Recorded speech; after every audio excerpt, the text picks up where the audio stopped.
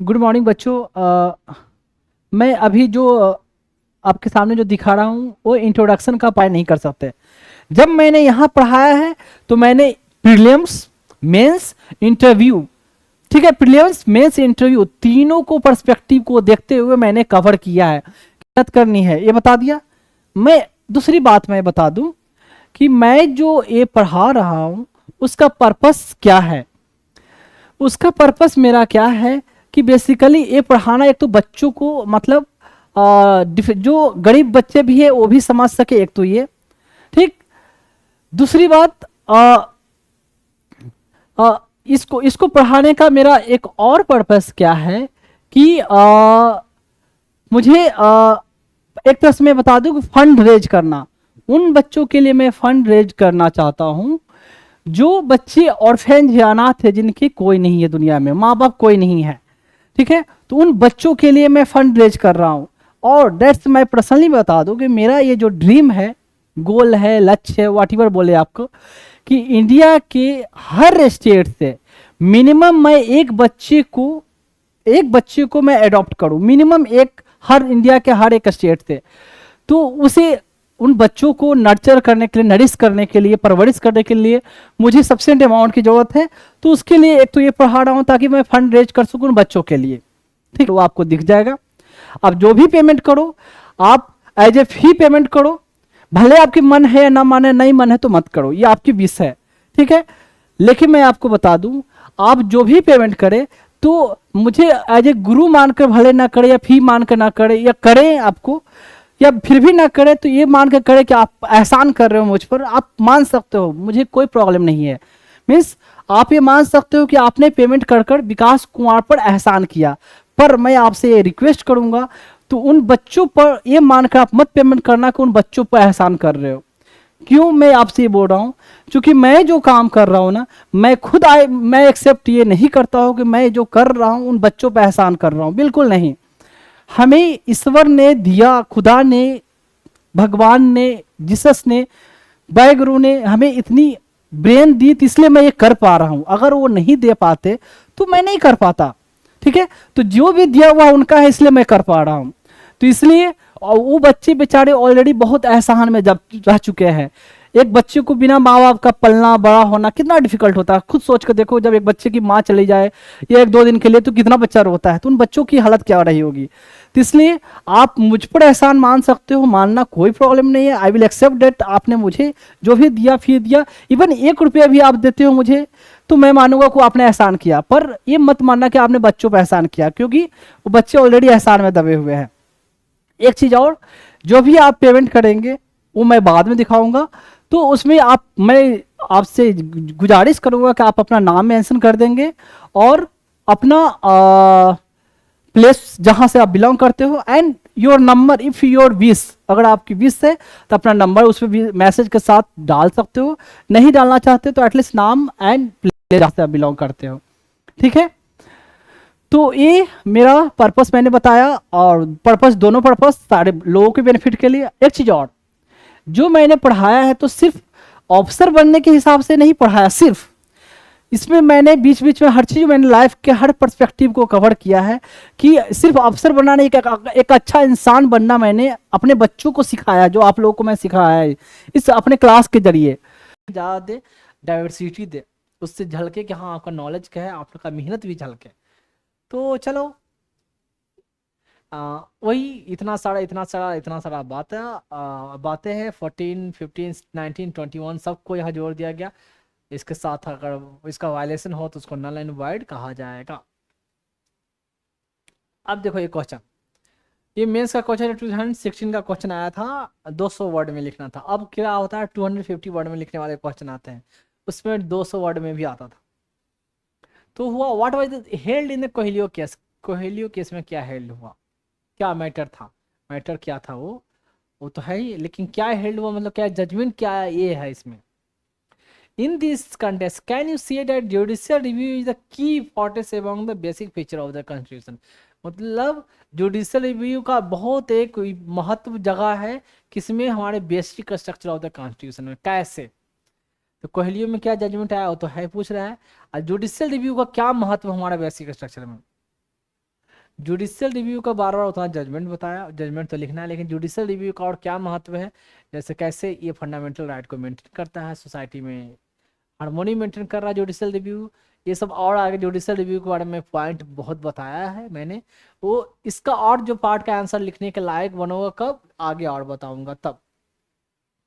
हालांकि लिखने वाले इतना सब में इतना सब जजमेंट लिखोगे, ये जजमेंट जुडिशरी रिव्यू किस किस जजमेंट में हुआ और क्या क्या जजमेंट दिया गया, दैट्स इनफ।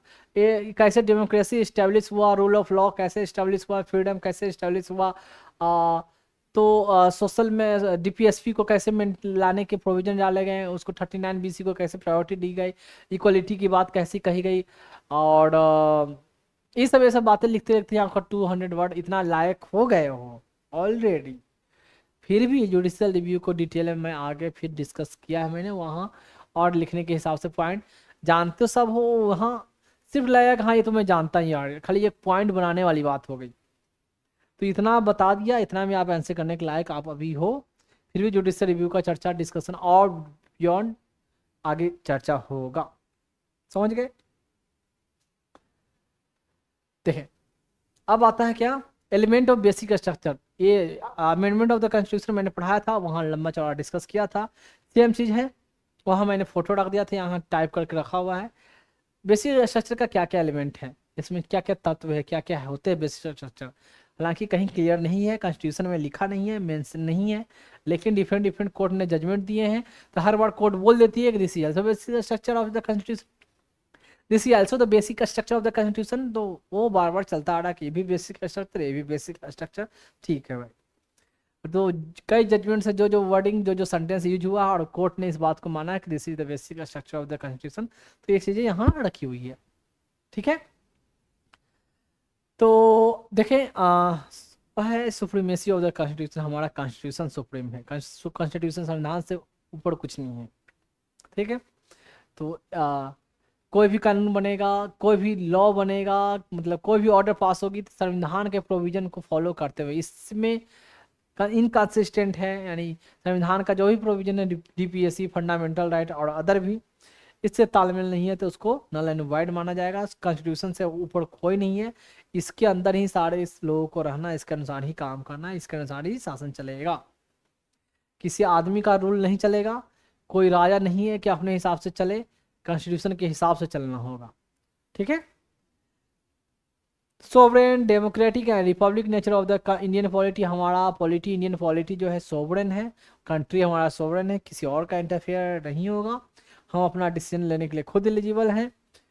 एंड डेमोक्रेटिक, हमारे यहाँ डेमोक्रेसी चलती है, हमारे यहाँ हेरिडिटरी नहीं चलता है कि इसी परिवार के बिना इलेक्शन हुए, इलेक्शन होगा, इलेक्शन से जो भी जीतेगा कि हर कोई को मौका दी मिलेगा, और जनता का, जनता के लिए, जनता के द्वारा, for the people, of the people and by the people, जो रूल चला होता है, जो गवर्नमेंट होती है उसको बोलते हैं democracy. Republic nature of the Indian polity मतलब गणतंत्र, रिपब्लिक, हमारा हेड ऑफ द स्टेट जो होते हैं इलेक्टेड होते हैं, मतलब प्रेसिडेंट जो होते हैं इलेक्शन से बनते हैं। और यूके में क्या है, हेड ऑफ द स्टेट जो होते हैं हेरेडिटरी होते हैं, तो वो रिपब्लिक नहीं है। United state is also Republic. Separation of power between legislature, executive and judiciary, ये डीपीएसपी का एक प्रोविजन है, article 50। Separation of the power of the किसका किसका, जुडिशियरी एंड एग्जीक्यूटिव का पावर अलग होगा, जुडिशियरी का पावर अलग होगा, वहाँ एक प्रोविजन है। एंड यहाँ ये है कि कैसे लेजिस्लेचर, एग्जीक्यूटिव, पता है कि लेजिस्लेचर कौन है, पार्लियामेंट के कंटेक्स्ट में मैं बता दूं, जितने एमपी हैं सब कहलाएंगे लेजिस्लेचर। एग्जीक्यूटिव, उनमें से जो मंत्री बने एग्जीक्यूटिव। जुडिशियरी, कोर्ट में जो सुप्रीम कोर्ट में या हाई कोर्ट में जो जज हैं वो कहलाएंगे जुडिशियरी। जुडिशियरी का अपना काम है जो कानून, लेजिस्लेचर का काम है कानून बनाना, पार्लियामेंट में बैठकर कानून बनाना है, बिल लाना है, एक्ट लाना है, कानून बनेगा। एग्जीक्यूटिव का काम है उसमें से जो मंत्री बने हैं जो कानून बनाए उसके हिसाब से सिस्टम का, उसके हिसाब से एडमिनिस्ट्रेशन करना, उस कानून के हिसाब से, ठीक है। उसके अलावा उसके लिए कोई नियम बनाना है, रूल बनाना है, कोई रेगुलेशन बनाना है, कोई बाई लॉ बनाना है, ये सब मैं पहले बताया था। तो उसके हिसाब से सरकार चलाना मतलब कहा जाता है एग्जीक्यूटिव। जुडिशरी का होता दिया फैसला सुनाना, कोर्ट में जानते हो आप। ये हुआ, सबका अपना अपना पावर है, अपने अपने पावर में करना है इनको। कोर्ट अब जुडिशरी खुद से कानून बनाने न लग जाए, खुद से जैसे और लेजिस्लेचर खुद से फैसला ना सुनाने लग जाए, कोर्ट अपने आप को न बना ले। कोई कॉन्स्टिट्यूशनल कोई लॉ उस कॉन्स्टिट्यूशनली वैलिड है ना वैलिड है, उसका फैसला कोर्ट करेगी। किसको पनिशमेंट कितना देना है न देना है, कोर्ट डिसाइड करेगी। हाँ, किस क्राइम के लिए कितना पनिशमेंट देना है वो आप लॉ बनाइए, लेकिन किस आदमी को देना है ना देना है वो कोर्ट डिसाइड करेगी, फैसला कोर्ट देगी कि हाँ इसको फांसी की सजा देना है या उम्र कैद की सजा देना है या 5 साल की सजा देना है। ठीक है, आप लॉ बनाओ कि हाँ भाई मर्डर के लिए इतना सजा, लॉ रेप के लिए इतना सजा। वो मर्डर किया है या ना कर रहा है उसको प्रूफ कोर्ट करे, कोर्ट में होगा, कोर्ट डिसाइड करेगी। अब डिसाइड करने के बाद हाँ भाई इस केस में है जो एक आदमी का मर्डर किया, 2 आदमी का मर्डर किया, तो पनिशमेंट क्या देना न देना, कितना देना, लॉ भले बना हुआ है लेकिन उसको फॉलो करेगा जुडिशियरी, उसी को फॉलो करेगी। तो कभी कभी उसको फॉलो न करती है क्योंकि लॉ ही गड़बड़ होता है, तो बाद में आएगा आपका जुडिशियल एक्टिविज्म। वो बाद में मैं सब डिस्कस हो गया, activism, judicial activism, judicial restraint सब आएगा धीरे धीरे।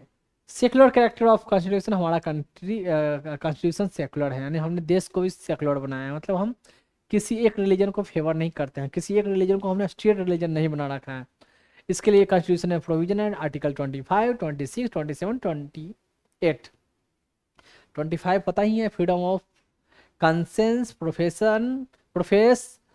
प्रैक्टिस, मतलब अपने रिलीजन का हम अपने हिसाब से प्रैक्टिस कर सकते हैं। भगवान और जैसे चाहे हम आस्था रख सकते हैं, जैसे चाहे हम प्रोपिगेट करने का भी है, मतलब प्रचार करने का फ्रीडम है। फिर आएगा मैनेज रिलीजियस अफेयर, मतलब हम अपना मंदिर मस्जिद जो भी हो मठ अपने हिसाब से हम खुद मैनेज करें, इसमें किसी और का इंटरफेयर ना हो, हम अपना हमारे धर्म के लोग रहें, मैनेज करेंगे। एंड टैक्स नहीं देना पड़े ताकि हमें इस पर बर्डन ना हो, अपना रिलीजन को प्रोपेट करने के लिए प्रोपेट कर सकते हैं, इंस्टीट्यूशन को इस्टेब्लिश कर सकते हैं, उस पर हमको टैक्स देने की ज़रूरत नहीं है। हाँ, प्रॉपर्टी पर टैक्स देना या अदर कोई टैक्स बना हुआ है, कोई और सरकार से बेनिफिट ले रहे हो, इसका मतलब आप करंट ले रहे हो, इलेक्ट्रिसिटी ले रहे हो, तो उसका बिल आपको देना होगा, वो अलग अलग टैक्स देना पड़ेगा, लेकिन उस रिलीजन स्पेसिफिक टैक्स नहीं दिया जाएगा। 25, 26, 27 एंड कोई भी इंस्टीट्यूशन में जो सरकार के द्वारा इस्टेब्लिश हो, जहाँ सरकार अपना पैसा लगा रखी हो, सरकार का कंट्रोल है, स्कूल में, कॉलेज में या जो भी ऑफिसेस में, वहाँ लोगों को ज़बरदस्ती रिलीजियस इंस्ट्रक्शन नहीं दिया जाएगा। यानी सरकारी स्कूल में ज़बरदस्ती बच्चों को है जो हवन करवाया जा रहा है, ज़बरदस्ती है जो उनको नमाज पढ़वाया जा रहा है, अगर मुस्लिम ये है हिंदू बच्चे हैं उनको भी नमाज पढ़ाया जा रहा है, तो उसको जो फोर्सफुल्ली नहीं किया जाएगा।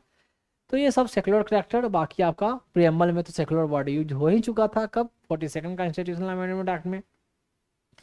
तो ऐसे ऐसे प्रोविजन जोड़कर हमने सेकुलर अपने आप को बना रखा है। फेडरल करेक्टर मतलब डिस्ट्रीब्यूशन, फेडरल मतलब संघ, मतलब हम सेंट्रल का पावर स्टेट का पावर डिस्ट्रीब्यूट है, अपने अपने क्षेत्र में काम करते हैं। सेंट्रल यूनियन लिस्ट सब्जेक्ट पर सेंट्रल सब्जेक्ट से पार्लियामेंट कानून बनाती है, स्टेट लिस्ट वाले जो सब्जेक्ट है उस पर स्टेट, करंट वाले पर दोनों बनाती है, करंट लिस्ट में जो सब्जेक्ट है। ठीक है, तो ये हुआ फेडरल कैरेक्टर। तो यूनियन लिस्ट के कुछ सब्जेक्ट जो नेशनल इंपॉर्टेंस हो, जैसे बैंकिंग, इंश्योरेंस, ऐसे भी याद आ जाए, अपने मन से बोल सकते हो, खुद सोचो, बैंकिंग के लिए, इंश्योरेंस के लिए, डिफेंस के लिए, कम्युनिकेशन के लिए, एटॉमिक एनर्जी के लिए, करेंसी के लिए कौन कानून बनाएगा? सेंटर का, सेंटर है, ऑल ओवर इंडिया के लेवल पर होना चाहिए, है ना।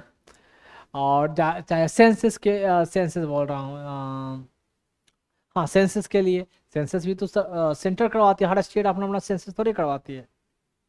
वो जातियों का जनगणना एक अलग हुआ, कास्ट सर्वे, लेकिन सेंसस आता है आपका सेंटर, सिटीजनशिप अमेंडमेंट, ये सब सब सब है सब्जेक्ट। सिटीजनशिप के रिगार्डिंग अगर लॉ बनाना है तो अभी इयूनियन का काम है। यूनियन लिस्ट का सब्जेक्ट हो गया ये सब। स्टेट का सब्जेक्ट क्या हो गया? एग्रीकल्चर हो गया, पब्लिक हेल्थ हो गया, हेल्थ मतलब बाकी छोटे छोटे रोड हो गए, फिर हो गया मार्केट हो गया, लोकल मार्केट हो गया, और इतने जो आपका क्या हुआ स्टेट में आपका आएगा, एनिमल हस्बेंड्री, एग्रीकल्चर, इरिगेशन, ये सब स्टेट के सब्जेक्ट आते हैं। कंकरेंट में सब्जेक्ट मतलब दोनों का जिसमें है, जैसे फैमिली वेलफेयर, साथ में फिर आएगा प्रिंट न्यूज़पेपर, प्रिंटिंग प्रेस, फिर आएगा आपका बाकी एजुकेशन है, फॉरेस्ट है, वेट एंड मीजर्स है, फिर आपका आ जाता है आपका administration of justice, supreme court and high court को छोड़कर जो आ गया वो भी करंट लिस्ट में आ जाता है। ऐसे ऐसे सब्जेक्ट आपका करंट में हो गया। और कुछ थोड़ा क्या बचा, कुछ बचा? हम्म, फिर लेबर से हाँ, मैरिज, डाइवोर्स, सीआरपीसी और सिविल प्रोसीजर के लिए कोई लॉ बनाना, वो आता है आपका करंट लिस्ट का सब्जेक्ट है। तो ऐसे फेडरल बनाकर सबको अपना अपना पावर अपने क्षेत्र में काम करें। कंकरेंट में दोनों कानून बनाएंगे, सेंटर का कानून प्रिवेल करेगा स्टेट के कानून के सामने। अगर कोई कानून नहीं बनाया तो स्टेट बनाए तो स्टेट का चलेगा, लेकिन उसी सब्जेक्ट पर सेंटर ने कानून बना दिया तो वो स्टेट वाला कानून नीचे हो जाएगा, दब जाएगा, नहीं वैलिड रहेगा, सेंटर वाले कानून वो इम्प्लीमेंट होगा। ये हुआ ऐसे federal character. Unity and integrity of the nation, हमारा यूनिटी का मतलब समझाया था। यूनिटी, हम सब यूनाइटेड हैं। इंटीग्रिटी मतलब इसको कोई तोड़ नहीं सकता, अखंड है। तो मतलब किसी भी कंट्री के पार्ट को हम तोड़ के अलग स्टेट नहीं, अलग कंट्री हम डिक्लेयर नहीं कर सकते। इंडिया के ही पार्ट हैं, इंडिया के ही पार्ट रहेंगे। वही बात जब बड़ी यूनियन वाला और लैंड बाउंड्री डिस्प्यूट सेटलमेंट हुआ बांग्लादेश के साथ, तो अपना टेरिटरी किसी और को दे रहे थे, तो उसके लिए अमेंडमेंट किया गया। हालांकि यूनिटी एंड इंटीग्रिटी की बात थी, हमारा कैसे आप दे सकते हो, लेकिन देखा कि भाई इंटरनेशनल रिलेशन मेंटेन करने के लिए, पीस के लिए भी हमेशा उससे लड़ाई झगड़ा होते रहे, वहाँ वाद विवाद होते रहे, इससे अच्छा है कि कुछ ले दे के मैटर खत्म करो। तो यहाँ यूनिटी इंटीग्रिटी की थोड़ी बहुत बात होती है, तो थोड़ा बहुत शांत हो जाओ। अदरवाइज हम यूनाइटेड हैं, अखंड integral integrity of the nation, ये हुआ। वेलफेयर स्टेट, वेलफेयर स्टेट क्या? डीपीएसपी में पूरा सोशियो इकोनॉमिक जस्टिस की बात कहा गया। 36 से शुरू होता है 51 तक। क्या क्या है पता ही है, थोड़ा थोड़ा रफली बता दूं, या तो रफली उतना मैं कुछ कुछ अपने आप बोलते जाओ, बोल सकते हो तो वेरी गुड, थोड़ा थोड़ा बोल लिया करें।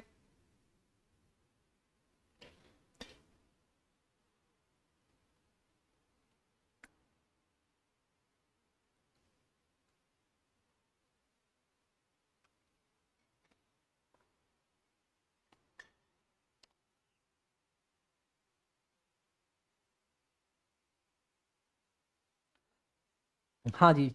तो 36 में क्या है, स्टेट को डिफाइन किया गया है। का स्टेट होता है कौन कौन सा? Central legislature, state legislature, in local government and कोई भी पब्लिक बॉडी, ये सब स्टेट के डेफिनेशन में आते हैं।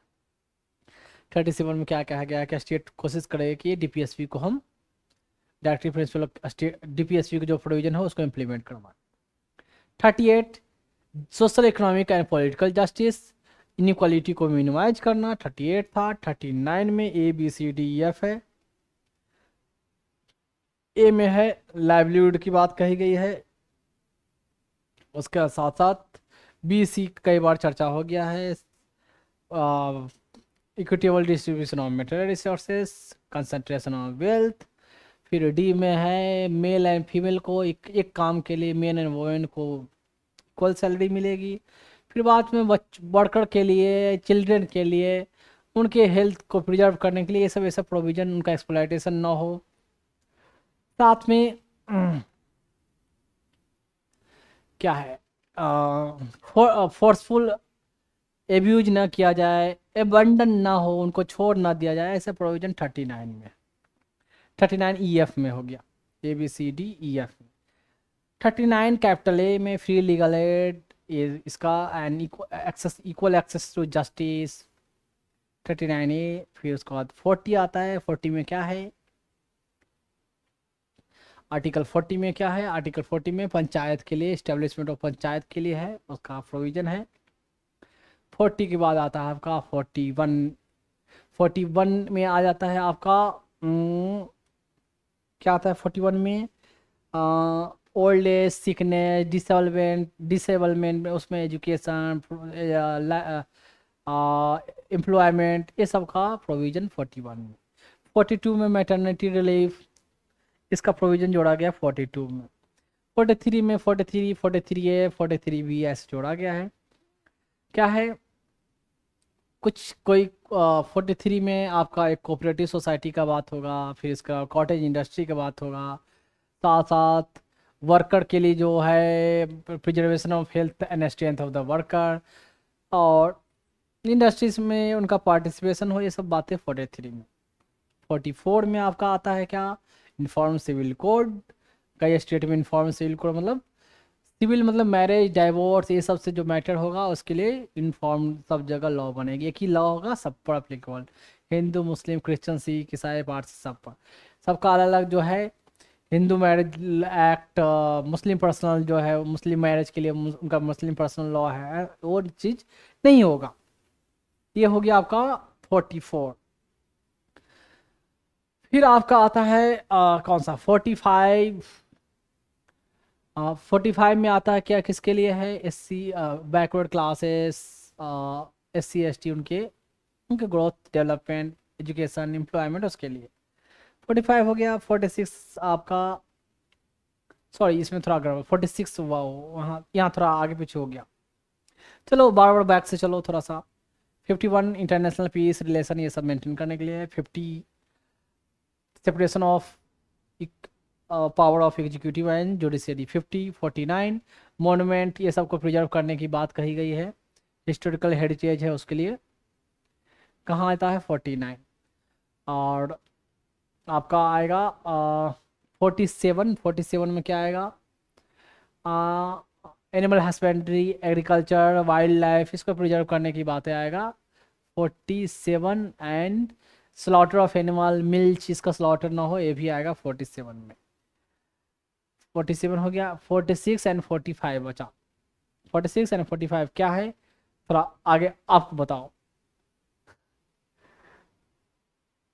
लगभग लगभग कितना बार डिस्कस हो चुका है यार, कहाँ है हम लोग? जुडिशियल रिव्यू के बारे में उतना बार बार चल हो गया डिस्कशन। जुडिशियल रिव्यू होना ही है, केशवानंदा भारती के बाद जो भी जजमेंट आया है उसका रिव्यू होगा ही होगा। उसका मतलब 9 शेड्यूल का रिव्यू होना ही होना है। उसके अलावा कोई भी एग्जीक्यूटिव ऑर्डर हो या कॉन्स्टिट्यूशनल अमेंडमेंट हो या कोई भी लॉ बनाया जाए, अगर उसमें कुछ अगर मॉडिफाइड इंटेंशन या कुछ भी मिलता है गड़बड़ी, तो अगर कोर्ट के पास अगर मैटर आती है तो कोर्ट उसका जुडिशियल रिव्यू करेगी ही करेगी। ये हुआ आपका जुडिशियल रिव्यू। जुडिशियल रिव्यू के बाद आएगा आपका कहाँ? Freedom and dignity. फ्रीडम की जो बात कहा गया तो आर्टिकल 90 में freedom of speech, expression, assembly, association, movement, residence, occupation सब है आपका फ्रीडम में। डिग्निटी का चर्चा मैंने प्रियम्बल में डिटेल किया था, और डिग्निटी प्रियम्बल में भी डिस्कशन है। एंड किसमें? Right to life and personal liberty, और वहाँ भी डिग्निटी थोड़ा है, शान से रहेंगे। तो शान की बात है तो वो हमारा डिग्निटी भी हमारा basic structure of the constitution है। पार्लियामेंट्री सिस्टम ऑफ गवर्नमेंट, हमारा पार्लियामेंट्री सिस्टम है, प्रेसिडेंशियल सिस्टम नहीं है। कैसे? बाई कैमरल लेजिस्लेचर, जैसे कि लोकसभा, राज्यसभा। हमारा जो इलेक्टेड हेड है वो तो प्रेसिडेंट, वो तो रिपब्लिक की बात होगी। यहाँ क्या है, हेड ऑफ जो हमारा जो प्राइम मिनिस्टर जो होते हैं, जो गवर्नमेंट के हेड होते हैं, जो मेजॉरिटी जिसकी गवर्नमेंट होती है, वो मेजॉरिटी जिसकी होती है वो गवर्नमेंट बनाती है। साथ में पार्लियामेंट्री फॉर्म ऑफ गवर्नमेंट में रहता क्या, कि जो हमारे एग्जीक्यूटिव होंगे, जो मंत्री होंगे, उस लेजिस्लेचर का ही पार्ट होंगे, मतलब वो पार्लियामेंट के ही मेंबर होंगे। प्रेसिडेंशियल सिस्टम में क्या होता है कि जो मंत्री होते हैं वो पार्लियामेंट के मेंबर नहीं होते हैं। यह है बाईकैमरल लेजिस्लेचर होगा। तो ये ऐसा है पार्लियामेंट, जो अपने यहाँ देख रहे हो पार्लियामेंट्री सिस्टम है, उनके यहाँ अमेरिका में है presidential system, majority party rule, और bicameral legislature, separation of power, executive part of the legislature, और क्या, prime minister will be the head of the council of minister and और क्या, और यहाँ जो हमारा हाँ पार्लियामेंट्री में ही एक चीज़ होता है मेंटेन सीक्रेसी की बात होता है कि जो एग्जीक्यूटिव होंगे, जो काउंसिल ऑफ मिनिस्टर के जो मिनिस्टर होंगे, काउंसिल ऑफ मिनिस्टर में जो भी मेंबर है मतलब जो मिनिस्टर हैं वो सीक्रेसी मेंटेन करेंगे। मतलब सीक्रेसी मतलब गोपनीयता का शपथ तो लेते हैं। मतलब हमारे कैबिनेट में या काउंसिल ऑफ मिनिस्टर में जो भी डिस्कशन होगा पब्लिकली हम तब तक रिवील नहीं करें जब हमें परमिशन ना हो। जब कोई ऑथराइज हो कहाँ इस डेट को हम रिवील कर रहे हैं, अपने मन से पहले जो हमारी अंदरूनी बात चल रही है उसको पब्लिकली नहीं देना लाना है। तो ऐसे ऐसे है पार्लियामेंट्री सिस्टम ऑफ गवर्नमेंट में, कोई बड़ा चीज़ है नहीं, कई बार बोला जा चुका है। रूल ऑफ लॉ हमारे यहाँ कानून के हिसाब से सरकार चलता है, सिस्टम चलता है, मनमाना तरीके से नहीं चलेगा। कानून सबके समान सामने बराबर है, मतलब कानून के सामने सबको बराबर है, कानून से ऊपर कोई नहीं है, हर आदमी के लिए एक ही कानून होगा, किसी को स्पेशल प्रेफरेंस नहीं दिया जाएगा। ये होता है रूल ऑफ लॉ में। And harmony and balance between fundamental right and DPSP. देखा डीपीएसपी में 39 एंड बीसी एबव है, अदर फंडामेंटल राइट 49 19 के सामने। एंड जब भी मैटर होता है तो इसको प्रायोरिटी दी गई है, यानी हम बैलेंस करने की कोशिश किया है हमने। तो ये है फंडामेंटल राइट का। And principle of equality, principle of equality में आपको देखते हो ना आर्टिकल 14 से लेकर आर्टिकल 18 तक ये इक्वलिटी का ही है। देखना जब क्लासिफिकेशन किया गया बुक में भी जाकर देखना। एंड फ्रीडम की जो बातें होती है वो आपका शुरू होता है कहाँ, आर्टिकल 19 से लेकर होता है कहाँ तक, 22 तक। And 23 and 24 exploitation, right against exploitation जो होता है। And right to freedom of religion जो होता है 25 से 28। एंड माइनॉरिटी के लिए जो राइट होती है 29 एंड 30, ऐसे क्लासिफाई किया गया है। तो इक्वलिटी में 14 15 16 17 18 18 तक। 14 क्या है पता है, 15 क्या है, 16 क्या है बताया जा चुका है, 17 18 सब बताया चुका है। फ्री एंड फेयर इलेक्शन, इसके लिए रिप्रेजेंटेशन ऑफ पीपल एक्ट 1951 52 सब बना हुआ है। जब मैं पढ़ाऊंगा या उसमें डिटेल प्रोविजन है कि पूरा ये इलेक्शन फ्री मतलब स्वतंत्र तरीके से, उचित तरीके से, सही तरीके से होगा। कोई इसमें किसी को ज़्यादा फेवर दिया नहीं जाएगा, कोई इसमें गड़बड़ी नहीं कर सकता है, कोई है जो इसमें ऐसी टिप्पणी नहीं कर सकता जिसमें कॉमनल वायलेंस हो या किसी को डिफेम नहीं किया जा सकता, मतलब मानहानि की बातें नहीं कर सकते चुनाव प्रचार के टाइम में भी। तो ऐसे बहुत सारे provision representation of people act में है। एक ही इलेक्शन है फ्री एंड फेयर तरीके से होना चाहिए। जैसे कि जब एक बात हुआ था ना इसमें कि इंदिरा गांधी ने क्या रखा था कि 30 एक अमेंडमेंट जब किया उसमें कि prime minister, president, speaker, vice president का जो इलेक्शन होगा उसका जुडिशियल रिव्यू नहीं होगा, बियॉन्ड द जुडिशियल रिव्यू। तो ये बात बोला गया था कि फ्री तरीके से इलेक्शन हो, फेयर तरीके से इलेक्शन हो, ऐसा नहीं कि उसमें कोई गड़बड़ी की हो, आप सब वोट को आपने काउंटिंग सही से नहीं करवाया, बूथ पर कब्जा कर लिया, तो ऐसा नहीं कि उसमें है जो उसका जुडिशियल रिव्यू नहीं हो। तो फ्री हमारा, क्योंकि फ्री एंड फेयर इलेक्शन होना हमारा ये basic structure of the constitution है, एंड डेमोक्रेसी तो है ही है। तो ये हुआ जैसे इसीलिए रखा गया फ्री एंड फेयर इलेक्शन।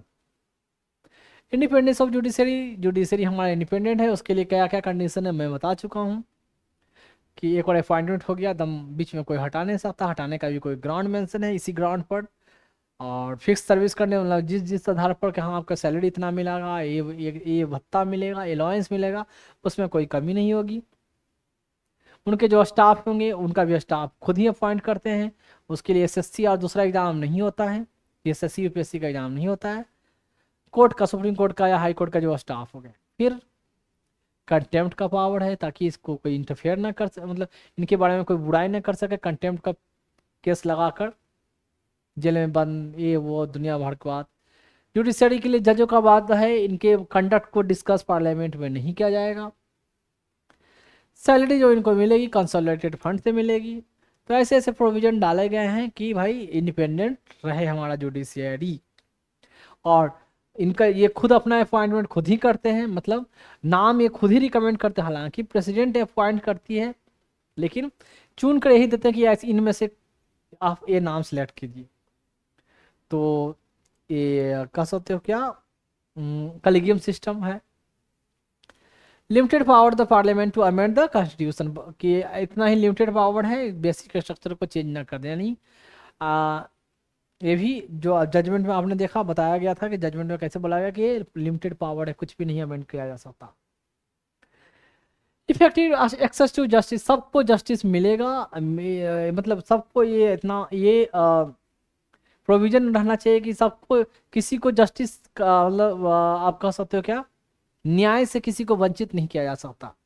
तो अगर मतलब कहने का मतलब कोई कोर्ट अप्रोच नहीं कर सकता तो उनके बदले कोई और भी पिटिशन लाए, जैसे कॉल्ड PIL। तो हर कोई को ये होना चाहिए कि उनको जस्टिस मिले, एक्सेसिबल हो। साथ में अगर कोई किसी को जैसे गरीब लोग हैं या SC क्लास से बिलोंग करते हैं जो अफोर्डेबल नहीं है, तो उनके लिए क्या होता है कि कोर्ट खुद वकील भी देती है, सरकारी वकील का आपका मैटर ये सुनेंगे। तो ये हुआ इफेक्टिव एक्सेस टू जस्टिस, कोई भी पर्सन कोर्ट में अप्रोच कर सकता है। ये और बात है कि अगर आपके पास पैसे नहीं है तो ऐसे आपका केस होता है 20 साल 25 साल में खिंचाए, क्योंकि वकील आज आप दोगे, बड़े वकील रखोगे, पैसा दोगे, तो कोर्ट में भी बड़े वकील की ज़्यादा सुनी जाती है बेचारे कंपेयर टू नए वकील।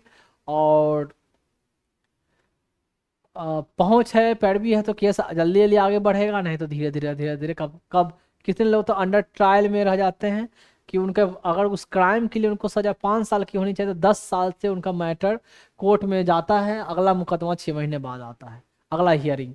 नहीं तो कभी तो हियरिंग के लिए आया ही नहीं, रजिस्ट्रार के पास रख रहा है, अभी तो लिस्ट ही नहीं किया गया, कोई बेंच में कोई बेंच ही नहीं मिला है, ऐसे चला आ रहा है क्योंकि आपके पास बहुत स्ट्रॉन्ग कोई लॉयर भी नहीं रख रखा है। ऐसे सरकारी लॉयर है मिल गया है उनके पास, तो ऑलरेडी इतना सारा केस है, आपका केस जिस दिन जाता हो तो पहुंचते भी नहीं, उनको ध्यान भी नहीं रहता, खिंच जा रहा कहने के लिए तो सारी बातें हैं, रियलिटी कुछ और होता है, होता कुछ और है। चलो उसमें हमें जाने की जरूरत नहीं है। ये हुआ प्रिंसिपल अंडर, और हाँ ये हुआ अगला है प्रिंसिपल अंडरलाइनिंग द, ये भी कहीं ना कहीं जजमेंट में बोला गया है।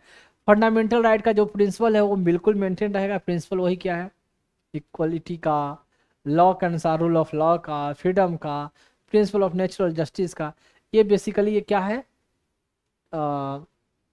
लिबर्टी का, डिग्निटी का जो कंसेप्ट है फंडामेंटल राइट का, तो वो हमारा प्रिंसिपल कहलाता है, वो उसका सिद्धांत है। तो इसमें कोई गड़बड़ी नहीं करना है, कोई कटौती कमी नहीं कर सकता। अब है power of supreme court under article 132, 136, 141, 142। अभी अब मैं डिस्कस करूंगा, बताऊंगा ऐसे। Power of high court under 226, ये भी मैं बताऊंगा अभी। रीजनेबलनेस, तो ये डिस्कस हुआ रीजनेबलनेस कहाँ, मेनका गांधी का केस। पहले हम प्रोसीजर एस्टेब्लिश बाई लॉ को फॉलो करते थे, वहाँ बोला कि नहीं, हमारे कॉन्स्टिट्यूशन में कहीं ना कहीं ड्यू प्रोसेस ऑफ लॉ है। ड्यू प्रोसेस ऑफ लॉ क्या देखता है, प्रोसीजर एस्टेब्लिश बाई लॉ का मतलब है कि जैसा कानून बना हुआ है बिल्कुल उस हिसाब से जजमेंट देना। ड्यू प्रोसेस ऑफ लॉ का कहने का मतलब होता है कि जिसका जैसे कानून बना हुआ है कोई जरूरत नहीं है कि ऐसा ही जजमेंट देना, आपको देखना है कि ये कानून उचित, फेयर है, रीजनेबल है, जस्ट है, है कि नहीं, मतलब इसको जस्टिफाई किया जा सकता है नहीं, उचित सही है या नहीं है, मतलब एक्सेप्टेबल है या नहीं है, तो उसको बोला गया है रीजनेबलनेस, जस्ट फेयर, ऐसे तो वर्डिंग यूज हुआ है। तो ये भी रीजनेबलनेस को या रीजनेबल एकोमोडेशन एक वर्ड जो होता है कोई कुछ जजमेंट में, मैं अभी नहीं बोलूंगा रीजनेबल है कि नहीं, रीजनेबलनेस इसको भी कहा गया। ये भी कहीं ना कहीं जजमेंट में जो आया होगा ये वर्ड, तो बोल दिया गया कि ये basic structure of the constitution है। रीजनेबल आया ना, मेनका गांधी वाले केस में आया था, मैं कभी डिस्कस होगा तो बताया जाएगा आपको मेनका गांधी केस में कि राइट टू लाइफ के अंदर ही आता है रीजनेबलनेस। ठीक, अब है ये सुप्रीम कोर्ट का जो पावर है, अभी डिस्कस कर लेते हैं हम लोग। देखें, ये है article 32, remedies for the enforcement of fundamental right including writ. तो ये तो पता ही है फंडामेंटल रीट का मतलब, सुप्रीम कोर्ट में फंडामेंटल राइट को इन्फोर्स करने के लिए यू कैन अप्रोच डायरेक्टली। अब सुप्रीम कोर्ट में कोई डायरेक्टली अप्रोच करता है तो बोलते हैं, सुप्रीम कोर्ट क्या बोलते हैं कि हाई कोर्ट में पहले आप जाओ, उसके बाद मेरे पास आओ। हाई कोर्ट में भी आप जा सकते हो फंडामेंटल राइट को इन्फोर्स करवाने के लिए, लेकिन डायरेक्ट मेरे पास मत आओ। और थियोरेटिकली है फंडामेंटल राइट को इन्फोर्स कराने के लिए you can approach to supreme court also directly, but practically something else है। और जो जब कोर्ट में आप सुप्रीम कोर्ट में अप्रोच करोगे तो फंडामेंटल राइट को इन्फोर्स कराने के लिए रिट इशू कर सकते हैं। स्पेशल विशेषाधिकार कहा गया है, विशेष आदेश, जिसमें आता है habeas corpus, mandamus, certiorari, quo warranto and mandamus, ये सब। तो ये रीट के बारे में मैंने पहले बताया है, शॉर्टकट में बता दूं। हैबियस कॉर्पस का मतलब उस आदमी को लाओ यहाँ, और किसी ने जबरदस्ती कोई नियम से विरुद्ध में किसी को जबरदस्ती कब्जा कर रखा है, मतलब उसको जेल में बंद कर रखा है, लॉ उसके अनुसार से नहीं बनाया, मतलब इस क्राइम में उसको जेल में बंद है इतना दिन, उससे बियॉन्ड रख रखा है, तो उसको कोर्ट कहेगा कि हैबियस कॉर्पस मतलब पिटीशन डाला जाएगा कि उनको लाया जाए, अपियर करवाओ यहाँ, छिपा कर बंद कमरे में, बंद जेल में नहीं रख सकते, आप मेरे सामने लाओ। प्रोड्यूस द बॉडी, बॉडी को अपियर करवाओ यहाँ, हैबियस कॉर्पस, कॉर्पस का मतलब होता है बॉडी, ठीक है। तो जूलॉजी जो जिन्होंने पढ़ा हुआ, कॉर्पस कैलोसम, ब्रेन में एक पार्ट होता है कॉर्पस कैलोसम, उसमें मैं नहीं जाऊंगा, जाने की जरूरत नहीं है अभी। तो ये हुआ हैबियस कॉर्पस। फिर होता है मैंडेमस, मैंडेट मतलब quo warrant, quo warrant of prohibition certiorari. तो देखो कहाँ गया, प्रोहिबिशन का मतलब होता है क्या कि कोई कोर्ट, लोअर कोर्ट अपने जुरिडिक्शन को अबे जा रहे, जुरिडिक्शन से बियॉन्ड जा रहे, तो उसको प्रोहिबिट करती है, ठीक है। कोर्ट डायरेक्शन देती है कि you are crossing your limit, you are crossing your jurisdiction, that's called mandate. Quo warrant हो, कोई पर्सन कोई ऑफिस ऑक्यूपाइड किए हुए है तो कहते हैं क्या वारंट पर, मतलब आपको तो ये अधिकार ही नहीं है कि ये पोस्ट पर आप रह सकते हो, या आपको रिटायर होने का एज आ गया तो इससे बियॉन्ड आप इस ऑफिस को ऑक्यूपाई कर रखे हो, तो that's called quo warrant. And on what warrant you are occupying this office, quo warrant.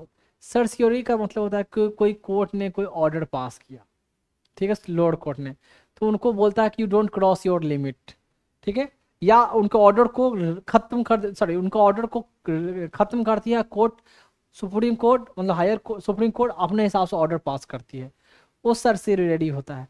Mandate मतलब होता है कि डायरेक्शन देना कि आप ये काम आपको करना चाहिए, आप करो। कोर्ट को भी डायरेक्शन देती है कि इसमें आपको ये सुनना है, सुनना चाहिए, तो मैंडेट करती है। तो हुआ habeas corpus, mandamus, quo warranto, certiorari, prohibition. चलो ये हुआ रिट में। और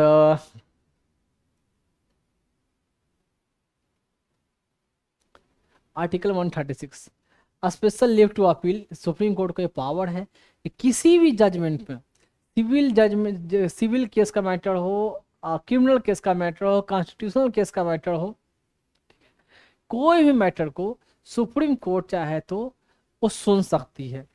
जैसे बहुत सारे मैटर में हाई कोर्ट ऑथराइज करती है कि ये मैटर जो है, ये कॉन्स्टिट्यूशनल मैटर, इसको सुप्रीम कोर्ट में ऑथराइज करती है कि सुप्रीम कोर्ट में सुना जाना चाहिए, इसको डिटेल और सुनने की जरूरत है, ठीक है। सिविल केस में भी ऑथराइज करती है कि ये मैटर है कि इतना पैसे का है, या विशेष इसमें और लॉ को एक्सप्लेन करने की जरूरत है, तो सुप्रीम कोर्ट में अपीयर कर सकते हैं। फिर कैपिटल पनिशमेंट आपको मिला है, 10 साल से ज़्यादा का सजा मिला है या मौत की सजा मिला है, तो आप सुप्रीम कोर्ट में अपीयर कर सकते हो। लेकिन ऐसी ऐसी बात नहीं है, इसमें कोई कैटेगरी में नहीं आते हो, कोई नहीं मिला, फिर भी you can approach supreme court. Supreme court का मन चाहे तो आपके पिटिशन को रखकर सुन सकती है, ले सकती है, चाहे तो ना भी ले सकती है। अगर लगा कि भाई हाई कोर्ट ने दिया है, इतना फैसला सही दिया है, इसमें और कुछ ज़्यादा सुनने की बात नहीं है, तो चाहे तो न ले।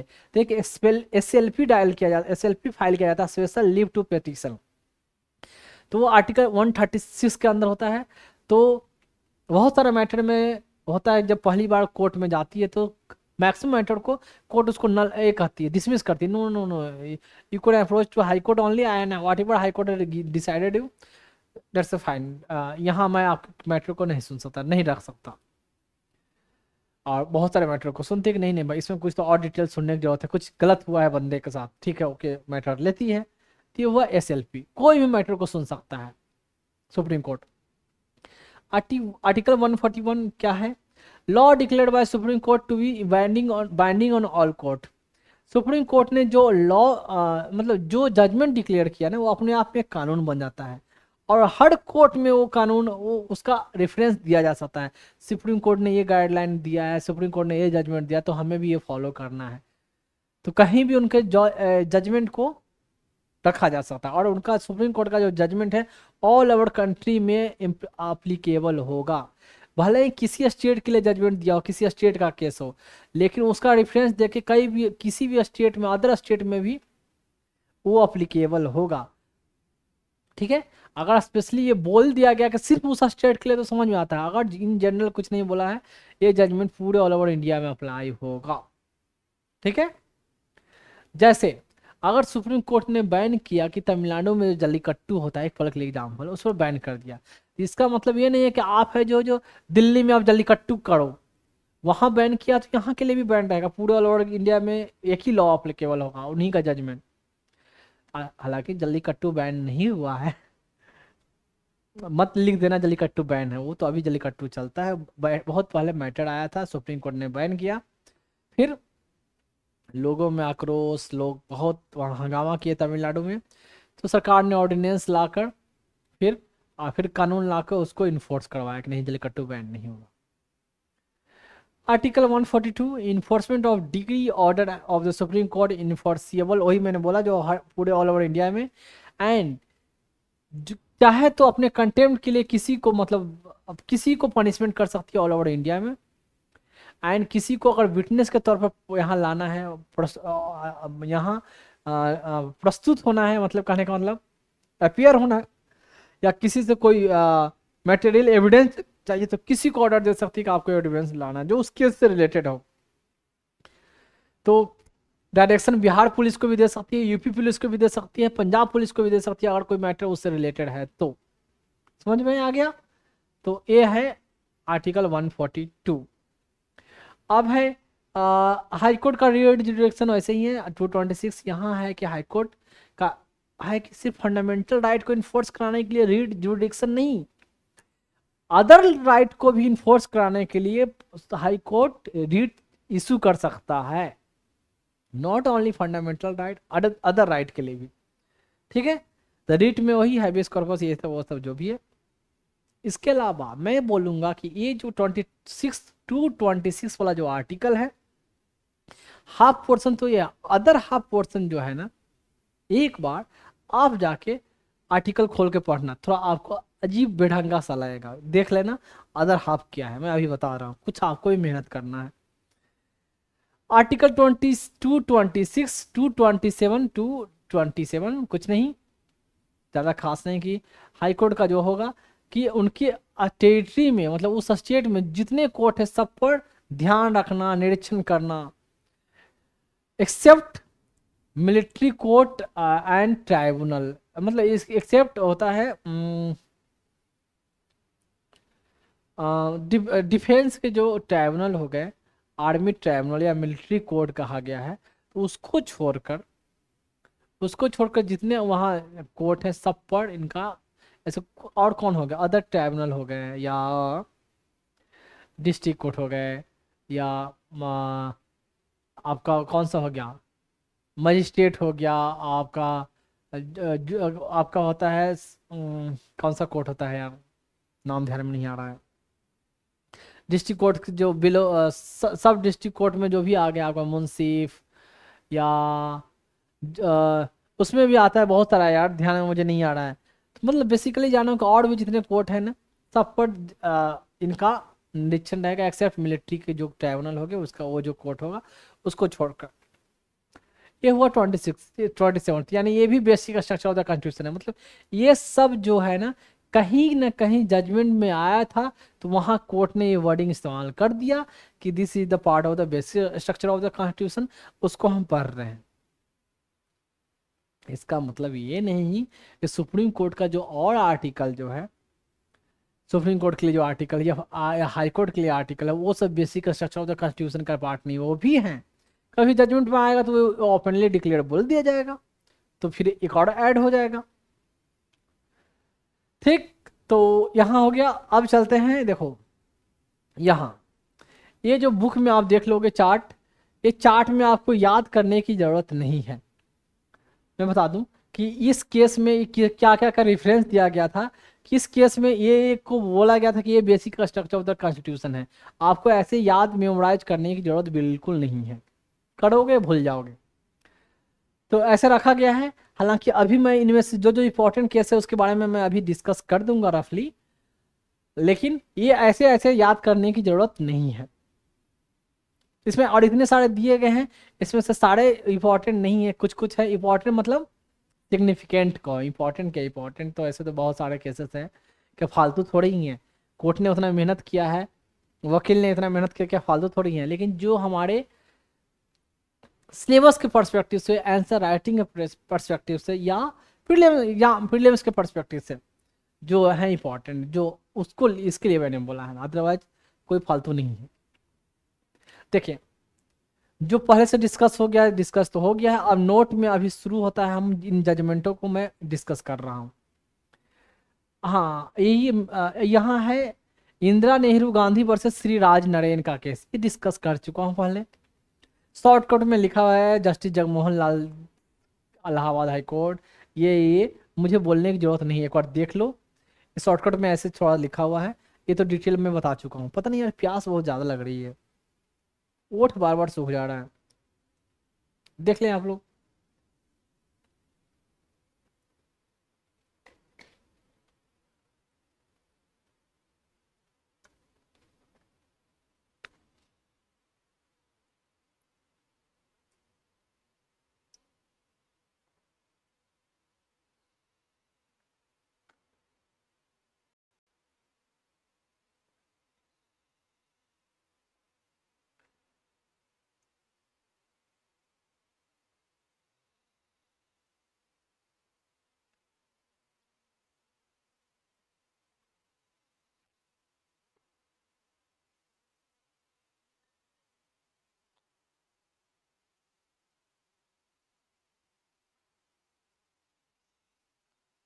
हो गया, ये देखो।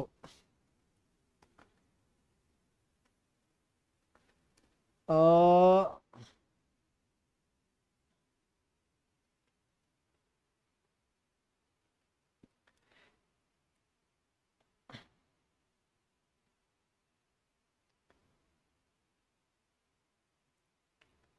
इसमें मैं कुछ देखना चाह रहा था।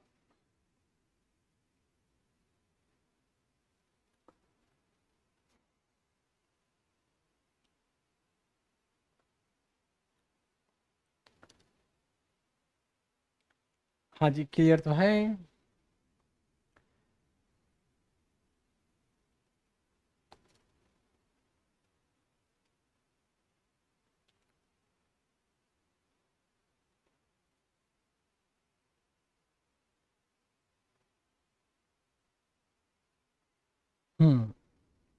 देखो ये है P Samba Murthy versus state of Andhra Pradesh. Samba Murthy नाम समझ के, मूर्ति जो है ये नाम सुन के जाएगा MURTHY, मूर्ति नहीं बोला जाता, मूर्ति ही बोला जाता है। साउथ में ट को, या नॉर्थ में ट को टी लिखते हैं, वहाँ त को TH लिखते हैं। नॉर्थ में क्या होता है, टी मतलब त और ट दोनों होता है। साउथ में क्या होता है, टी मतलब ट और त के लिए TH जोड़ा जाता है। तो ये समा मूर्ति है, मूर्ति नहीं है, मूर्ति है, समा मूर्ति। देखो ये केस क्या था, 1986 का केस है। अब यहाँ CJI जो है, चीफ जस्टिस हैं, देखो बहुत बड़े जज थे BN भागवती। ये देखो यहाँ मैंने पीरियड रखा है कि सुप्रीम कोर्ट का जज 1973 से लेकर 85 तक रहे हैं, ये पीरियड लगभग 12 साल। लेकिन सीजेआई जो है लगभग कितने साल रहे हैं, 1-1.5 साल। क्यों? जस्टिस विष्णु चंद्रचूड़ जो है उनके चक्कर में बेचारे कम समय मिला, अगर वो पहले रिटायर हो गया होते तो इनका नंबर आ गया होता, लेकिन नहीं आया। और सोचो, और जस्टिस चंद्रचूड़ जो थे, विष्णु चंद्रचूड़, वो 1973 वाला जो केशवानंदा भारती वाला जो जजमेंट था उसमें तो थे ही, जो उन्होंने गवर्नमेंट के फेवर में डिसीजन दिया था, यानी माइनॉरिटी वाले में। देखा था ना, मैंने पिक्चर भी दिखाया था वहाँ, फोटो मतलब उनका, पीरियड दिखा दिया ऐसे ही जानने के लिए। ये जस्टिस जो भागवती का काफ़ी बड़ा कंट्रीब्यूशन रहा है, सोसाइटी में कहो या जुडिशियरी में तो है ही। अब केस का बैकग्राउंड क्या है, कलर दिख रहा होगा शायद, देखो केस कब, ये है बैकग्राउंड क्या है कि arrows from the 32nd amendment, मतलब 32वां अमेंडमेंट किया गया 1973 में, तो 32nd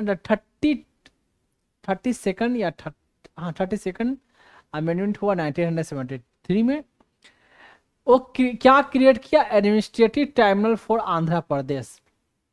देखो यहाँ मैं बता दूं, आंध्र प्रदेश को जो स्पेशल स्टेटस दिया गया आर्टिकल 371D के जरिए, डी एंड ई। 371D जब तेलंगाना क्रिएट हुआ आंध्रा से ही, जब 2014 में, तो 371D का प्रोविजन आंध्रा के लिए, तेलंगाना के लिए भी था। अब डी और ई का प्रोविजन मैं बता दूं, ई में था क्या कि आंध्रा में जो है सेंट्रल यूनिवर्सिटी स्टैब्लिश करने की जो प्रोविजन था, एंड डी में क्या था, डी आंध्रा तेलंगाना के लिए, दोनों के लिए है। डी में क्या है कि प्रेसिडेंट क्या है कि गवर्नर के जरिए इंश्योर करेगा क्या कि एजुकेशन में, पब्लिक एम्प्लॉयमेंट में, जो वहाँ आंध्रा और या तेलंगाना के जो डिफरेंट पार्ट्स के लोग हैं, डिफरेंट पार्ट्स है, सबका रिप्रेजेंटेशन हो, ठीक है। एजुकेशन में, हेल्थ में, ऑक्यूपेशन, या उनको आप उनको बोल सकते हो क्या उसके एक वर्डिंग इस्तेमाल होता है, बस इतना जानो अभी के लिए, एम्प्लॉयमेंट में, एजुकेशन में, ठीक है। हर सेक्शन, हर पार्ट का कंट्रीब्यूशन, हर पार्ट का इन्वॉल्वमेंट हो, हर पार्ट को अपॉर्चुनिटी मिले, ठीक। फिर बाद में एक और है उसी में प्रोविजन कि लोकल कैडर का एस्टेब्लिशमेंट किया जाए, लोकल कैडर का, civil cadre, local civil cadre का, और उसमें जो इसका अपॉइंटमेंट किया जाए ना, उस डिफरेंट पार्ट्स के लिए जो कैडर बना है, वहाँ के लोग उसमें अपॉइंट किया जाए, उस पार्ट के लोग ही उस कैडर में अपॉइंट किया जाए। ये मतलब अल्टीमेट पर्पस क्या रहा है ये प्रोविजन डाल के कि हर रीजन का जो कोई पीछे न रह जाए, हर रीजन का और हर रीजन के लोगों का डेवलपमेंट हो, एम्प्लॉयमेंट में अपॉर्चुनिटी मिले, गवर्नेंस में पार्टिसिपेशन हो उनका, पब्लिक एम्प्लॉयमेंट, सरकारी नौकरियों में, एजुकेशन में, हेल्थ में, मतलब कहने का मतलब उनका पार्टिसिपेशन हो, उनको फैसिलिटियाँ मिले, कोई पीछे न रह जाए। ये साथ में एक ट्राइब्यूनल की इस्टेब्लिश करने की कि ये जो उनका जॉब से रिलेटेड जितना जो मैटर है, इनका जब सुनवाई जो भी कहाँ किया जाएगा, उसके लिए एक ट्राइब्यूनल इस्टेब्लिश किया जाएगा, ठीक है। वो जो ट्राइब्यूनल होगा तो यहाँ देखें, ट्राइब्यूनल इस्टेब्लिश किया जाएगा, इसका जो मैटर, जो भी डिस्प्यूट होगा, मतलब सिविल कैडर जो क्रिएट हुआ, इसका एम्प्लॉयमेंट का, और या इनका एम्प्लॉयमेंट मतलब इसका अपॉइंटमेंट का, इनका ट्रांसफ़र, पोस्टिंग, व्हाटएवर, इनका कोई भी इशू हो, वो ट्राइब्यूनल सुनेगी। लेकिन प्रोविजन क्या डाला गया क्या कि ट्राइब्यूनल जो भी जजमेंट देगी ना, तो जो ऑर्डर पास करेगी उसको चाहे तो स्टेट गवर्नमेंट 3 महीने के अंदर चाहे तो उसको बदल दे सकती है। मतलब ट्राइब्यूनल ने जजमेंट दिया, लेकिन गवर्नमेंट को पावर है कोई जजमेंट को भी मॉडिफाई कर दे, या टोटली खत्म भी कर दे, या कुछ पोर्शन को काट दे, ठीक है। अगर 3 महीने के अंदर कुछ भी नहीं छेड़छाड़ किया, तो जो जजमेंट ट्राइब्यूनल ने दिया वो इन्फोर्सेबल होगा, वो इन्फोर्स माना जाएगा कि हाँ इन्फोर्स है, ये बात, ठीक है। तो इसी बात को है स्टेट, देखें, stipulated at order of the administrative tribunal, जो ट्राइब्यूनल एडमिनिस्ट्रेटिव ट्राइब्यूनल था, क्योंकि मैंने बोला ना कि जॉब के रिगार्डिंग, एम्प्लॉयमेंट के रिगार्डिंग जो सिविल कैडर जो स्टैब्लिश हुआ उसका मैटर जो सुना जाएगा, तो उसको कहा गया एडमिनिस्ट्रेटिव ट्राइब्यूनल। अभी पता है कि CAT सेंट्रल एडमिनिस्ट्रेटिव ट्राइब्यूनल है, उसका काम है कि जो नौकरी से रिलेटेड या किसी को पोस्टिंग ट्रांसफ़र या किसी को अपॉइंटमेंट नहीं मिला तो उसका मैटर सुना जाता है एडमिनिस्ट्रेटिव ट्राइब्यूनल में। तो ये एडमिनिस्ट्रेटिव ट्राइब्यूनल एस्टेब्लिशमेंट की बात हुई।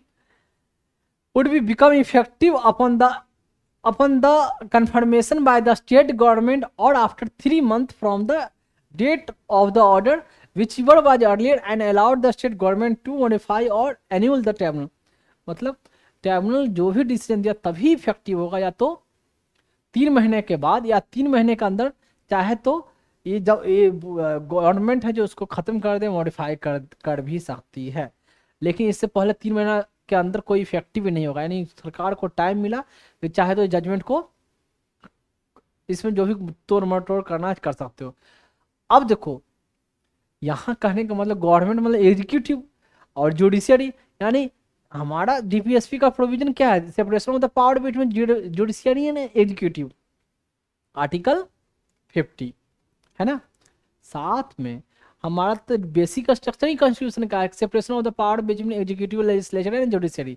यहाँ जुडिशियरी के पावर में जो जजमेंट दिया उसमें कैसे ही सरकार इन्वॉल्वमेंट, सरकार घुस रही है। फिर जुडिशरी का रहने का मतलब क्या है, फिर इंडिपेंडेंट जुडिशरी है हुआ कहाँ यहाँ, फिर रूल ऑफ लॉ कहाँ रहा, कानून के नियम के अनुसार से कहाँ कानून चल रहा है। तो कोर्ट तो कानून नियम को ही फॉलो करेगी ना, कॉन्स्टिट्यूशन को फॉलो करके जजमेंट देगा, और उसको पलट दिया जा रहा है, तो रूल ऑफ लॉ रहा कहाँ। तो वही ये मैटर था, पिटिशनर ने इसको चैलेंज किया, और तो फिर कोर्ट ने क्या बोला, declare that, supreme court declare that, जो क्लॉज यहाँ याद करने की जरूरत नहीं है, ये अनकॉन्स्टिट्यूशनल है, एंड सच प्रोविजन क्या वायलेट करता है, independence of judiciary, rule of law and basic structure of the constitution. इसका मतलब क्या कि जो ये गवर्नमेंट को जो पावर दी गई थी ये सब इसमें इंटरफेयर करने का, उसको ख़त्म कर दिया। समझ गए। अब मैं बता दूं अभी यहाँ कि जो ये जो ट्राइब्यूनल जो भी जजमेंट देते हैं ना, इसको अगर इस जजमेंट से कोई खुश नहीं है तो इसको चैलेंज कर कहाँ किया जा सकता है पता है, डायरेक्ट सुप्रीम कोर्ट में, नॉट इन हाई कोर्ट। मतलब आंध्रा के हाई कोर्ट में आप चैलेंज नहीं कर सकते, वहाँ के जो लोग हैं अगर कोई मैटर से खुश नहीं है यहाँ जजमेंट से तो चैलेंज करना होगा हाई कोर्ट में। तो शुरू में सेंट्रल एडमिनिस्ट्रेटिव ट्राइब्यूनल का एस्टेब्लिशमेंट हुआ कब हुआ, 42nd कॉन्स्टिट्यूशनल अमेंडमेंट एक्ट से, बताया है मैंने। तो क्या प्रोविजन था कि इसका जो जजमेंट जो होगा ना, इसके जजमेंट को अगर कोई खुश नहीं, पहला तो प्रोविजन था कि इसके जजमेंट को कहीं नहीं चैलेंज होगा, कहीं नहीं चैलेंज होगा, ठीक है। फिर बाद में आया क्या कि इसी के बाद आएगा अभी जजमेंट, बाद में कोर्ट ने फैसला किया क्यों इसका जुडिशियल रिव्यू क्यों नहीं होगा, ऐसा थोड़ी कि सैक्रोसैंक्ट हो गया। तो यानी ट्राइब्यूनल के जजमेंट को सुप्रीम कोर्ट में चैलेंज किया जाएगा, सुप्रीम कोर्ट में। फिर एक और पिटीशन आया सुप्रीम कोर्ट में, क्यों भाई, एल चंद्र कुमार का केस आएगा, हाई कोर्ट में क्यों नहीं, हाई कोर्ट को भी तो पावर रीड जुडिक्शन, तो डायरेक्ट सुप्रीम कोर्ट में ही आओगे। तो फिर एक जज ने अपना फैसला जब दे दिया, नहीं you approach to high court, high court में जो डिविजनल बेंच होगा, डिविजनल मतलब डिवाइड किया हुआ बेंच नहीं, 2 जज की बेंच ही सुनेगी, कम से कम 2 जज का बेंच ही, उससे कम नहीं। यानी शुरू में था कि एडमिनिस्ट्रेटिव ट्राइब्यूनल का जो जजमेंट होगा उसका कहीं चैलेंज नहीं होगा, बाद में आया कि चैलेंज होगा सुप्रीम कोर्ट में, फिर चैलेंज होगा कि सुप्रीम कोर्ट नहीं हाई कोर्ट में भी पहुंच सकते हो, पहले हाई कोर्ट में जाओ तब सुप्रीम कोर्ट में। सोचो बीच बीच में ऐसे ऐसे कर करके। लेकिन यहाँ वाले में अभी तक क्या प्रोविजन है कि एक ट्राइब्यूनल के जजमेंट से आप खुश नहीं हो तो हाई कोर्ट में नहीं सुप्रीम कोर्ट में। हो सकता है बाद में जुडिशरी बोले कि क्या हाई कोर्ट का पावर है ही भाई, हाई कोर्ट क्या निठल्ला है कि हाई कोर्ट में नहीं सुना जाएगा, डायरेक्ट सुप्रीम कोर्ट में आओगे। No, first you are not happy with the judgment of the administrative tribunal of this then you should first approach to concerned high court, मतलब concerned high court मतलब high court of Andhra और या तेलंगाना जिसका भी हो, वहाँ अप्रोच करो।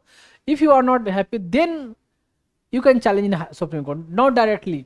तो अभी तक ये आया नहीं, अभी तक यही है कि यहाँ से डायरेक्ट सुप्रीम कोर्ट, और जो अदर एडमिनिस्ट्रेटिव ट्राइब्यूनल वाला मैटर था वो बीच में ट्राइब्यूनल फिर उसके बाद हाई कोर्ट, हाई कोर्ट में डिविजनल बेंच मतलब 2 जज वाली बेंच में, उसके बाद सुप्रीम कोर्ट। तो ये था समा मूर्ति का केस, ठीक है। जस्टिस BN भागवती का बाद में चर्चा आएगा, PIL पब्लिक इंटरेस्ट लिटिगेशन। बहुत सारे पब्लिक PIL को इन्होंने सुना है, अपने बेंच में रखा है, अब बहुत अच्छे अच्छे जजमेंट इन्होंने दिए जस्टिस भागवती ने। चीफ जस्टिस रहे तो भी, आज जब चीफ जस्टिस नहीं रहे तो भी, यानी बहुत सारे इनका जजमेंट है जो जब चीफ जस्टिस नहीं रहे तो बहुत मेजर मेजर जजमेंट इन्होंने दिया है, जस्टिस PN भागवती। तो ये है जस्टिस PN भागवती। यहाँ तक रिटायर होने के बाद भी ये एक्टिविस्ट का काम किया इन्होंने, सोसाइटी में रिफॉर्म करने के लिए कई कई बहुत सारा इनका कंट्रीब्यूशन बाद में रहा है।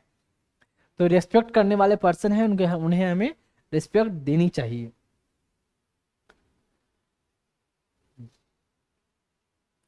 अब आ गया, देखो नाम में थोड़ा सा अजीब लगेगा, ये है संपत कुमार। नॉर्थ में मान लो कि यूनियन ऑफ इंडिया से केस लड़े तो संपत कुमार है, ठीक, संपत बोलते हैं, नाम ऐसा ही है। और वो थे कौन सा, कौन मूर्ति, देखो मूर्ति जो बताया था ना स्पेलिंग, तो इसे याद रखोगे सांबा, सांबा नहीं तो सांबा याद रखोगे, सांभा, सांभा नहीं मतलब शोले मूवी में ना सांबा या क्या है, सांभा कितने आदमी थे, तो सांभा नहीं है सांबा। मूर्ति मतलब इमेज को मूर्ति बोलते हैं, सांबा मूर्ति, यानी सांबा का ही जो मूर्ति बना हुआ है उससे याद रखोगे। सांबा मूर्ति का केस है आंध्र प्रदेश वाला, मूर्ति से तो इतना याद रखोगे। और सांबा मूर्ति के बाद हो गया आपका, ये हो गया संपत। पूरा SP उसपी याद रहे नहीं, SP DSP याद रहे या न रहे डजंट मैटर, इतना यूनियन ऑफ इंडिया का केस, वो उनका केस था यूनियन ऑफ इंडिया से नहीं था, आंध्रा से था।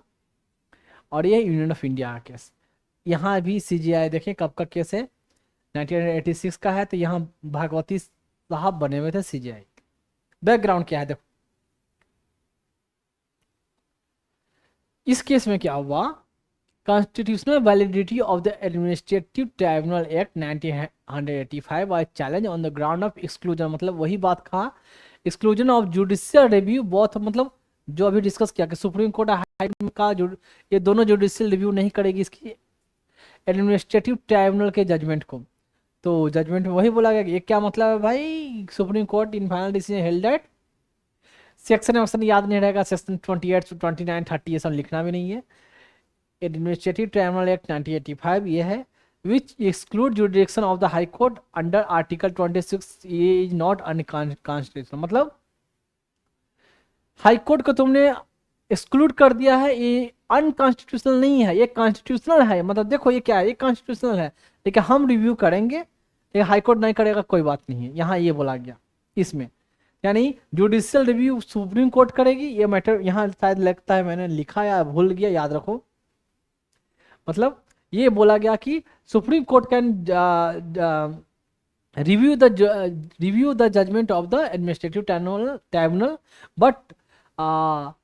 but it upheld the exclusion of the jurisdiction of the High Court under Article 226 and 227, and which is not unconstitutional। ये अनकॉन्स्टिट्यूशनल नहीं है, यानी ये असंवैधानिक नहीं है, इसका मतलब ये संविधानिक है, ये कॉन्स्टिट्यूशनल है। मतलब ये है कि ठीक है, तुम्हारा डिसीजन का, जजमेंट का रिव्यू हाई कोर्ट नहीं करेगी, ठीक है, एक्सेप्टेबल है, लेकिन हम करेंगे।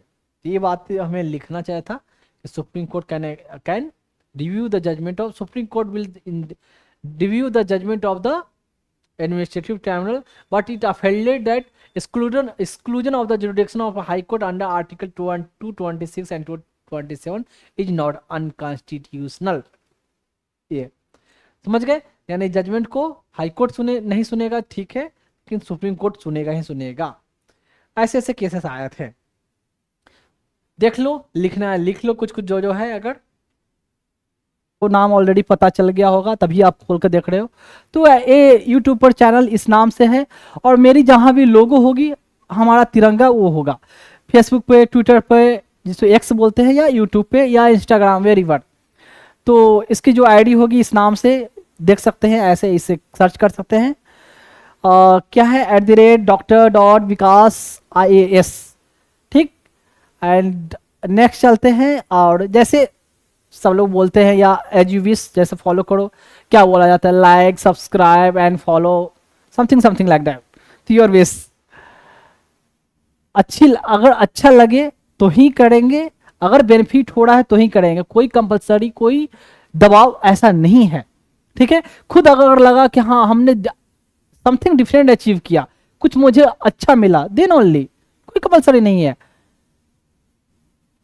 और जो मैंने कोशिश की है बेस्ट से बेस्ट देने की, मैंने अपने बच्चों के लिए कोशिश की है।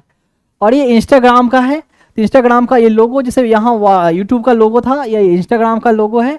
और जो हमारी जो आईडी है ये पता नहीं है, थोड़ा आगे पीछे हो गया है, इसमें एक साथ होनी चाहिए था, पता नहीं, मैं स्लाइड में करता हूँ तो ये आगे पीछे हो जाता है, मैंने पहले भी बताया है। तो एक साथ में ही होगी, Dr.Dr. Vikas_IAS। तो ये रहेगा आपका इंस्टाग्राम पर। हालांकि यूट्यूब, इंस्टाग्राम जितने भी हैं सब लिंक किया हुआ है, तो एक से जाकर दूसरी जगह आप जा सकते हो। तो थोड़ा सा इसकी एक जगह कर लेंगे, ये अपन अप डाउन हो गया है। लैपटॉप में तो नॉर्मल दिखता है स्लाइड में, पर इसमें करने के बाद यहाँ ऐसे आ जाता है डिजिटल बोर्ड पे। ये है ट्विटर, जिसको अब एक्स बोलते हैं, पहले ओल्ड ये था ट्विटर एंड अब हो गया है एक्स। तो एक्स में जो हमारी अकाउंट है ऐसे फॉर्मेट जो आपको दिखेगी ऐसे इस तरीके से दिखेगा। और जो जो आईडी जो होता है @Dr_Vikas_IAS, तो इस नाम से आएगा ऐसे। एंड नेक्स्ट है फेसबुक पे, तो फेसबुक पे इस नाम से फेसबुक का लोगो एंड जो चैनल रहेगा उस पर ऐसे आएगी। और आई थिंक सिंपल ये डालने से ही शायद ओपन हो जाए या आपको सामने विजिबल होगा, तो ये आप देख सकते हो, ठीक है। में पता नहीं ये है बारकोड। एंड मैंने जो पर्पस बताया किन बच्चों के लिए मैं ये कलेक्ट कर रहा हूँ, मैं एक बात बता दूं कि जिन बच्चों के लिए मैं कलेक्ट कर रहा हूँ ना, वो ऐसा नहीं है कि वो ऑर्फेंज रहेंगे, उनको मैंने अपनाया है। तो एज ए उन बच्चों का सिर्फ जैसे मैं बता दूं, कोई अपने बच्चों को पालता है, कोई बाप अपने बच्चों को पालने के लिए मेहनत करता है, ठीक है। तो बस बेसिकली वही है कि मैं उन बच्चों को अपने पालने के लिए मैं ये मेहनत कर रहा हूँ। तो उन बच्चों का सिर्फ मैं बाप ही नहीं हूँ, मैं उन बच्चों का माँ भी हूँ, दोनों हूँ। तो सोचिए मुझे उससे कितनी ज़्यादा मेहनत करनी पड़ेगी, ठीक है। मैं क्लियरली कर दूं कि मैं कोई एनजीओ नहीं चला रहा हूँ, कि एनजीओ अगर चलाऊंगा तो पर्पस तो वही हो गया, बात तो वही होगी कि बच्चे ऑलरेडी तो कोई अनाथालय एनजीओ कोई चला रही है, तो वहां से लाके मैंने फिर से यहाँ अनाथालय में झोंक दिया। तो ये कोई एनजीओ नहीं है, ये मेरे बच्चे होंगे, तो इसलिए उनके लिए मैं लोगों से डोनेशन नहीं मांग रहा हूँ। मैं जिनसे भी मांग रहा हूँ एज फी मांग रहा हूँ, एज गुरु दक्षिणा बोले वो मांग रहा हूँ, ना कि डोनेशन की बात मैंने की है। तो मैं अपने बच्चों के लिए एज बाप की तरह, एज बाप है नहीं, सिर्फ बाप एंड माँ दोनों की तरह मैं उनके लिए मेहनत कर रहा हूँ, ठीक है, उनके नरिशमेंट के लिए। और उनके लिए मैं फंड रेज कर रहा हूँ, पैसे कलेक्ट कर रहा हूँ।